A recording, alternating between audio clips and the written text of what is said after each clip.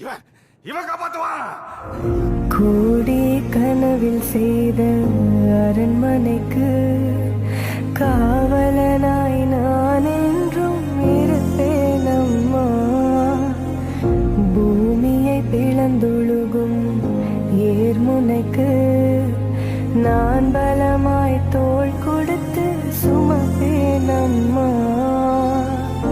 எரிமலை தீக்குழம்பு பாய்ந்திடும் பூமியிலே அடைமழையாய் அணைப்பேன் நான் அம்மா.